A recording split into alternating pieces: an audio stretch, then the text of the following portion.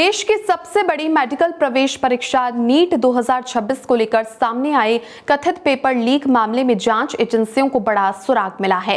Rajasthan special operation group SOG की जांच में संकेत मिले हैं कि परीक्षा के कुल 720 अंकों में से लगभग 600 अंकों के सवाल परीक्षा से 2 दिन पहले ही राजस्थान के सीकर में छात्रों तक पहुंच गए थे।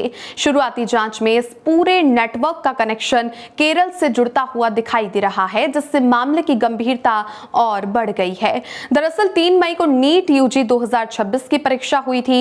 ये परीक्षा कराने वाली नेशनल टेस्टिंग एजेंसी एनटीए को राजस्थान में नीट परीक्षा के दौरान कथित गड़बड़ी की शिकायत मिली। सूत्रों के अनुसार परीक्षा से पहले छात्रों के बीच एक कथित गैस पेपर तेजी से वायरल हुआ। नीट परीक्षा में पूछे सवालों के उत्तर के ऑप्शन भी इस कथित गैस पेपर के प्रश्नों के क्रमों में है। गौर करने वाली बात यह है कि 410 सवालों के गैस पेपर में से करीब 120 सवाल केमिस्ट्री में आए हैं। जी हां, राजस्थान एसओजी के एडिशनल डायरेक्टर जनरल एडीजी विशाल बंसल ने मीडिया से बात करते हुए बताया कि नीट एग्जाम को लेकर एक गैस पेपर है जिसमें करीब 410 सवाल है। उन 410 सवालों में से तकरीबन 120 सवाल केमिस्ट्री में आए हुए बताए जा रहे हैं। वहीं बताया यह भी जा रहा है कि ये गैस पेपर स्टूडेंट्स के बीच काफी पहले से सर्कुलेट हो रहा था। नीट के एग्जाम्स को लेके जो तरह तरह की भ्रांतियां हैं उसमें मैं आपको बताऊं, एक गैस पेपर है। गैस पेपर में करीब 410 क्वेश्चंस हैं। उन 410 क्वेश्चंस में से तकरीबन 120 क्वेश्चन केमिस्ट्री में आए हुए बताए जाते हैं।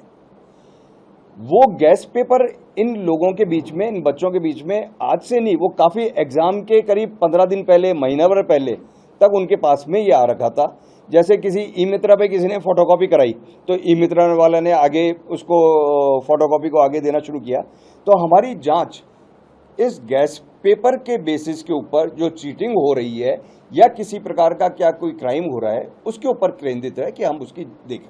देखिए, नीट में हर सवाल 4 अंक का होता है। ऐसे में लगभग 600 नंबर के प्रश्न उसी कथित क्वेश्चन बैंक से आने की बात सामने आ रही है।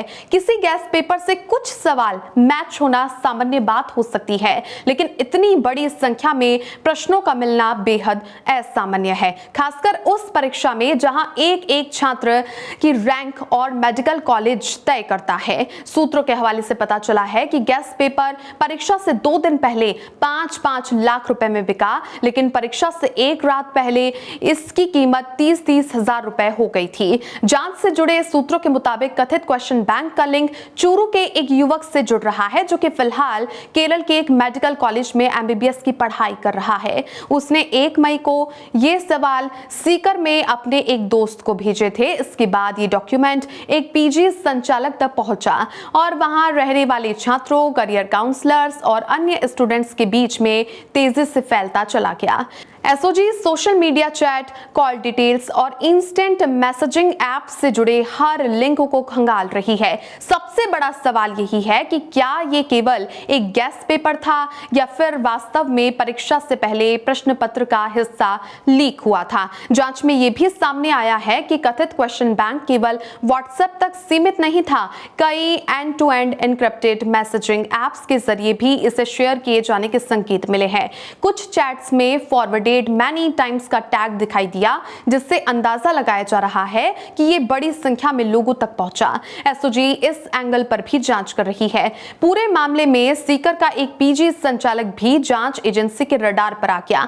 परीक्षा खत्म होने के बाद इसी संचालक ने उद्योग नगर थाने और एनटीए को शिकायत देकर दावा किया था कि बड़ी संख्या में छात्रों के पास संदिग्ध क्वेश्चन बैंक पहुंचा था। जांच में पता चला है कि उसे खुद भी परीक्षा से पहले ये पेपर मिला था और उसने इसे आगे छात्रों, काउंसलर्स को भेज दिया। एजेंसी को आशंका है कि पकड़े जाने के डर से उसने बाद में शिकायत देकर खुद को बचाने की कोशिश की। अब सबसे बड़ा सवाल यही है कि ये नेटवर्क कितना बड़ा है और इस पूरे कथित पेपर लीक रैकेट का मास्टरमाइंड आखिर कौन है। नीट जैसी बड़ी परीक्षाओं में अगर क्वेश्चन पेपर एग्जाम से पहले बाजार में बिकने लगे तो मेहनत करने वाले बच्चों का भरोसा सिस्टम से उठना तय है।